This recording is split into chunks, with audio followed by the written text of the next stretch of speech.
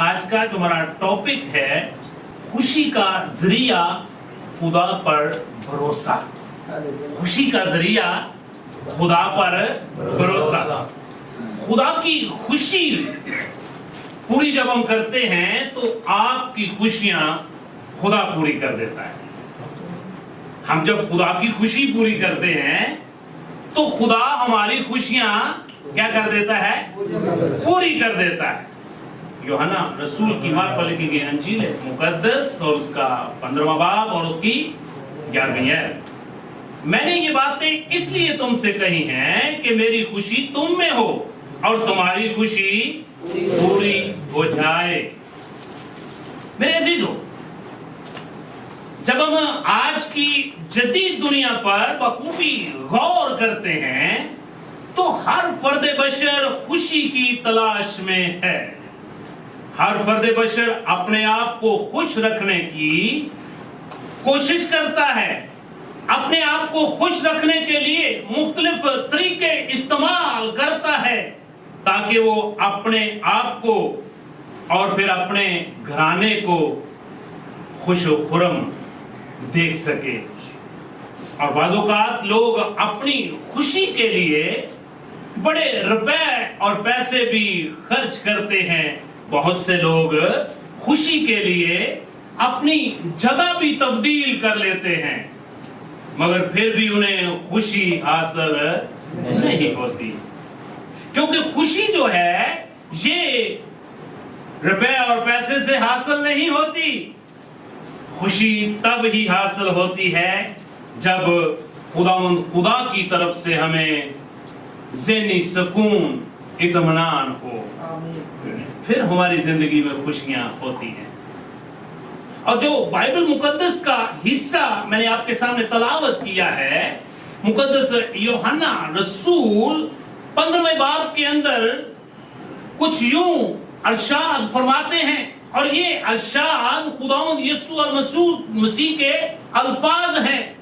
اور یہ ارشاد خداوند یسوع مسیح کے منہ کے الفاظ ہیں جہاں پہ خداوند یسوع مسیح نے کچھ یوں کہا تھا کہ انگور کا حقیقی درخت اگر آپ کے پاس وقت ہو تو آپ اس کی پہلی آیات مبارکہ سے لے کے آیت مبارکہ 20 تک گھر میں جا کر ضرور تلاوت کیجئے، جہاں پر خداوند یسوع مسیح نے یہ بات کہی کہ میں نے یہ باتیں اس لیے تم سے کہیں کہ میری خوشی تم میں ہے. جب ہم تخلیق کائنات کا مطالعہ کرتے ہیں تو خدا نے آدم اور حوا کو بڑے پیار اور محبت سے تخلیق کیا اور پھر ان کو کہاں پہ رکھا؟ باغ عدن کے اندر، جس کو خوشی کا گھر کہا جاتا ہے. اس کا مطلب ہے کہ خدا انسان کی خوشی میں دلچسپی رکھتا ہے.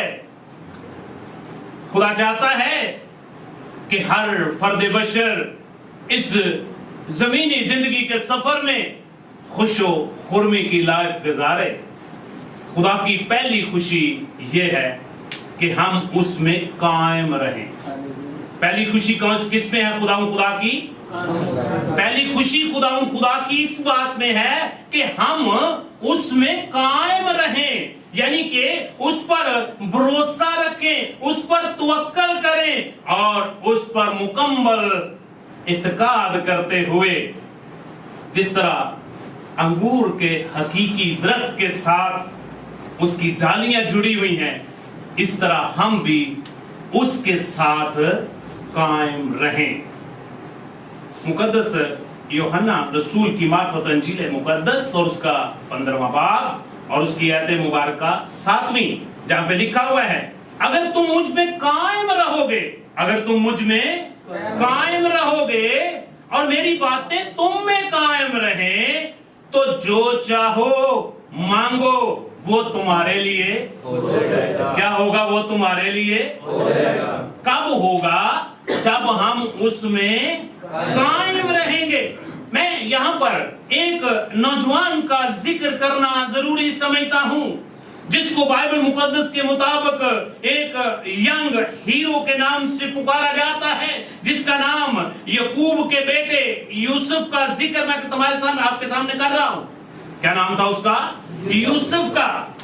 اور جب ہم یوسف کی زندگی پہ غور کرتے ہیں تو یوسف نے خدا کے ساتھ اپنی وفاداری نبھائی، وہ خدا کے ساتھ قائم رہا اور وہ ایمان میں مضبوط رہا اور وہ مکمل بھروسہ کرتا رہا، اور پھر مختلف حالات میں سے گزرتا ہوا خدا نے اس کو کیسا سرفراز کیا؟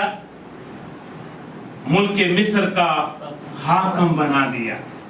لیکن اس سے پہلے اس کی بہت سی آزمائشیں ہوئیں، لیکن وہ ہر آزمائش میں خدا کے معیار کے مطابق قائم رہا، خدا کے معیار کے مطابق پورا اترا۔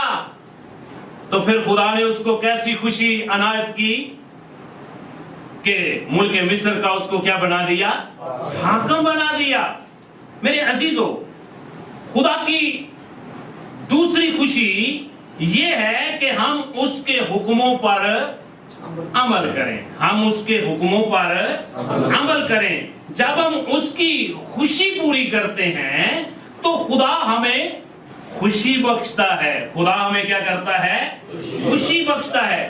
یوحنا رسول کی معرفت لکھی گئی انجیل مقدس اور اس کا 11واں باب اور اس کی آیت مبارکہ 10ویں، جہاں پہ کچھ اس طرح لکھا ہوا ہے، اگر تم میرے حکموں پر عمل کرو گے، اگر میرے حکموں پر عمل کرو گے تو میری محبت میں قائم رہو گے۔ اگر میرے حکموں پر عمل کرو گے تو پھر میری محبت میں تم قائم رہو گے، جیسے میں نے اپنے باپ کے حکموں پر عمل کیا اور اس کی محبت میں قائم ہوں۔ اگر تم بھی میری محبت میں قائم رہو گے تو پھر میں آپ کی خوشی جو ہے اس کو پورا کر دوں گا۔ میرے عزیزو، جب ہم ایک بائبل مقدس کے اندر پرانے عہد نامہ کا جب ہم مطالعہ کرتے ہیں تو بائبل مقدس کے اندر ایک خاتون کا ذکر ہمیں ملتا ہے جس کا نام ہنا تھا، جو سیموئیل کی والدہ ماجدہ تھی۔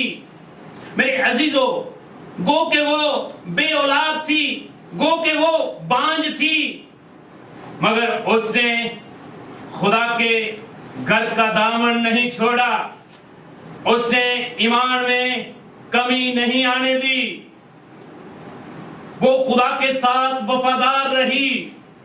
گو کہ اس کے رشتہ دار اس کو بہت سارا تانا زنی کرتے تھے، لیکن ان باتوں کے باوجود بھی اس نے خدا کے ساتھ اپنی محبت کو قائم رکھا۔ جب اس نے اپنی محبت کو خدا کے ساتھ قائم رکھا تو خدا نے اسی کے بطن عطر سے ایک ایسا عظیم لیڈر پیدا کیا جو قوم بنی اسرائیل کا رہنما ہوا، جو قوم بنی اسرائیل کا رہنما ہوا۔ گو کہ وہ دلگیر تھی، گو کہ اس کی زندگی میں غم تھا، لیکن جب وہ خدا میں قائم رہی تو خدا نے اس کو دنیاوی خوشیوں سے مالا مال کر دیا۔ میرے عزیزو، اگر آج آپ بھی خدا کی خوشی کو پورا کریں گے تو خدا آپ کی خوشیوں کو پورا کر دے گا۔ نمبر 3، خدا کی خوشی اس میں ہے کہ سب کی توبہ تک خدا کی خوشی اس میں ہے کہ سب کی توبہ تک نوبت پہنچے، کیونکہ خدا کسی کی ہلاکت نہیں چاہتا۔ خدا نہیں چاہتا کہ کوئی فرد بشر جو ہے وہ ہلاکتوں کا شکار ہو۔ میرے عزیزو، جب ہم پطرس رسول کا دوسرا خط اور اس کا 3 باب اور اس کی آیت مبارکہ 9 کا مطالعہ کرتے ہیں، جہاں پہ خدا کے پاک کلام میں یوں لکھا ہوا ہے، خداوند اپنے وعدے میں دیر نہیں کرتا۔ خدا اپنے وعدے میں دیر نہیں کرتا، جیسی دیر بعض لوگ سمجھتے ہیں، بلکہ تمہارے بارے میں، کس کے بارے میں؟ ہم سب کے بارے میں تحمل کرتا ہے، اس لیے کہ کسی کی ہلاکت وہ کسی کی ہلاکت نہیں چاہتا، بلکہ چاہتا ہے کہ سب کی توبہ تک نوبت پہنچے۔ میرے عزیزو، جب ہم بائبل مقدس کا بخوبی مطالعہ کرتے ہیں تو بائبل مقدس کے اندر ایک بڑے شہر نینوہ کا ذکر ہمیں ملتا ہے۔ نینوہ شہر کو خدا نے اپنے بندہ کو وہاں پر بھیجا تاکہ ان لوگوں کو آگاہ کرے، اگر تم نے اپنے گناہوں سے توبہ نہ کی، اگر تم نے اپنے آپ کو خدا کے ساتھ قائم نہ کیا، تو 40 دن کے بعد یہ شہر کیا ہو جائے گا؟ برباد ہو جائے گا۔ لیکن میرے عزیزو، ان لوگوں نے اس موقع کا فائدہ اٹھایا اور انہوں نے کیا اعلیٰ اور کیا سب سے نیچے والے لوگ، سب نے کیا کیا؟ سب نے توبہ کی، اور پورا شہر جو ہے وہ خاک اور راکھ میں بیٹھ گیا، کیونکہ خدا نے ہر فرد بشر کو موقع دیا کہ وہ اپنے گناہوں کا اقرار کریں اور اس بڑی ہلاکت سے بچ جائیں۔